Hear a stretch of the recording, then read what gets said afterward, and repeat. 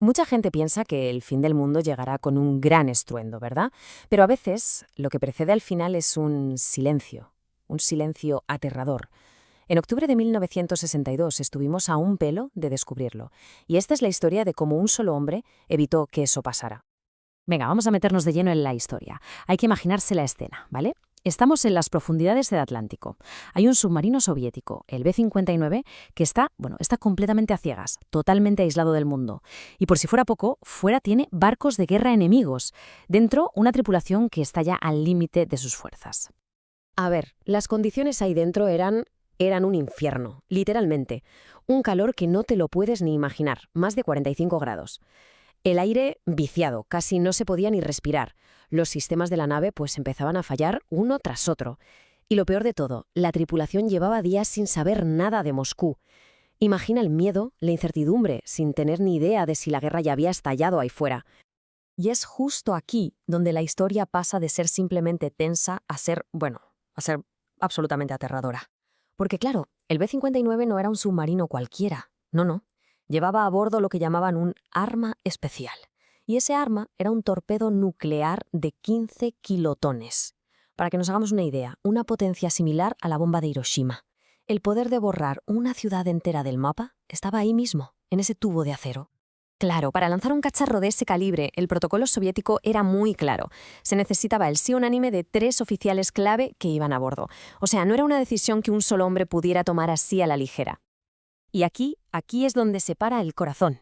El capitán, un tal Valentín Savitsky, y el comisario político Iván Maslenikov, que era, digamos, el encargado de la lealtad ideológica, los dos estaban convencidísimos de que los americanos los estaban atacando. Para ellos, la Tercera Guerra Mundial ya había empezado.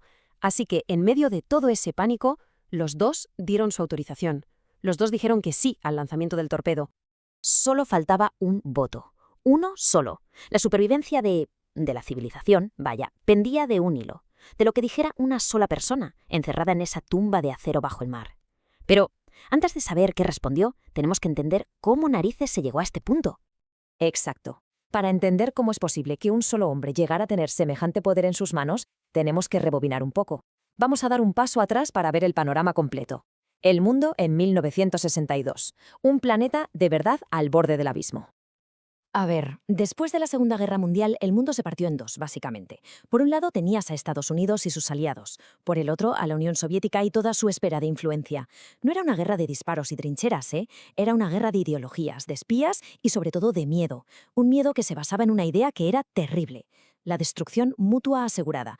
O sea que los dos bandos tenían tantas armas nucleares que podían aniquilarse el uno al otro y varias veces además. Y toda esa tensión, ¡boom!, llegó a su punto más alto en octubre de 1962. Como se ve aquí, la cosa se aceleró muchísimo. Estados Unidos había puesto misiles en Turquía apuntando directos a la URSS. La respuesta de Moscú, pues poner sus propios misiles en Cuba, a las puertas de Estados Unidos. Y eso desató la famosa crisis de los misiles. Durante 13 días el mundo entero contuvo la respiración. Y el 27 de octubre, llamado Sábado Negro, fue el día en que todo casi se va al traste. Y es precisamente el día de nuestro submarino. Y con esto llegamos por fin al tercer hombre en esa sala de control, la persona que tenía el voto decisivo. Su nombre, Vasily Arkhipov. Ojo, porque a diferencia del capitán y del comisario, Arkhipov no era solo un oficial más del submarino, era el comandante de toda la flotilla. Y su carácter, su forma de ser, se había forjado en la adversidad más pura. Fijaos en los rasgos que lo definían. Es que esto es clave. No era el típico líder carismático que da grandes discursos. Era todo lo contrario. Un hombre conocido por su autocontrol, por su sobriedad emocional. La gente lo respetaba por su calma, por esa increíble capacidad que tenía para pensar con lógica bajo una presión que sería insoportable para cualquiera. Y todos esos rasgos estaban a punto de ser puestos a prueba de la forma más brutal que uno pueda imaginar. Claro, es que para él esta no era la primera vez que se asomaba al abismo nuclear. ¿Qué va? Apenas un año antes, en 1961, Arkhipov había vivido el desastre del submarino K-19. Allí, un fallo en el reactor estuvo a un pelo de causar una fusión nuclear. Vio con sus propios ojos a sus compañeros morir envenenados por la radiación, y esa experiencia le grabó algo a fuego en la mente. Hay errores de los que simplemente no se puede volver atrás. Vale, pues con esa experiencia en su memoria, volvemos al momento clave. Fuera del submarino, la Marina de Estados Unidos está lanzando cargas de profundidad. A ver, eran solo de advertencia para obligarles a salir a la superficie, pero dentro del B-59, sin forma de saberlo, cada explosión sonaba como un ataque en toda regla. Para ellos no había ninguna duda, la guerra había empezado. El capitán Savitsky, completamente fuera de sí, convencido de que su nave estaba siendo destruida, gritó esa frase que ha pasado a la historia. «Vamos a hundirlos ahora. Moriremos, pero los hundiremos a todos. No deshonraremos el honor de la flota». El comisario político, metido en la misma espiral de pánico, le dio la razón. Y en ese momento, toda la presión del mundo cayó sobre los hombros de Arkhipov. Y el resultado fue este. ¿Capitán Savitsky? Sí. ¿Comisario político? Sí. El lanzamiento parecía inminente, inevitable, pero entonces Arkhipov dijo no. En la sala de control más importante del mundo en ese preciso instante se quedó completamente solo en su decisión. Pero ojo, su no fue un arrebato, un acto de insubordinación sin más. Fue un acto de racionalidad pura y dura. Mientras los otros dos gritaban, él, con una calma que debía ser casi sobrehumana, argumentó su postura. No tenían pruebas irrefutables de que la guerra hubiera empezado. No tenían órdenes directas de Moscú. Lanzar ese torpedo, insistió una y otra vez, era una auténtica locura. Tuvo que soportar la furia del capitán, pero se mantuvo firme. Y aquí está la clave de todo, el quid de la cuestión. Arkhipov tenía lo que se llama pensamiento sistémico. ¿Qué significa esto? Pues que entendía perfectamente que su decisión no afectaba solo a su submarino y a su tripulación. Sabía que ese sí iniciaría una cadena de acontecimientos imparable. Era la primera ficha de un dominó que acababa, pues eso, con el fin del mundo. Al final, la calma de Arkhipov pudo más que el pánico. Logró convencer al capitán. El B-59 emergió a la superficie, la crisis se desactivó y el mundo, sin tener ni la más remota idea, se acababa de salvar. Y lo más increíble de todo esto es que esta historia permaneció en secreto durante décadas. Sí, como se oye. El incidente se clasificó como alto secreto.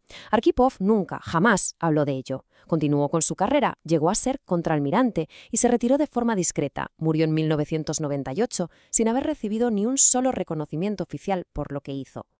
No fue hasta la caída de la Unión Soviética cuando se empezaron a desclasificar archivos que la verdad completa salió a la luz. Y cuando los historiadores reconstruyeron los hechos, el impacto fue tremendo. Hoy en día el consenso es unánime. Vasily Arkhipov es, y esto no es ninguna exageración, el hombre que salvó el mundo. Claro, toda esta historia nos deja con una pregunta bastante incómoda, la verdad.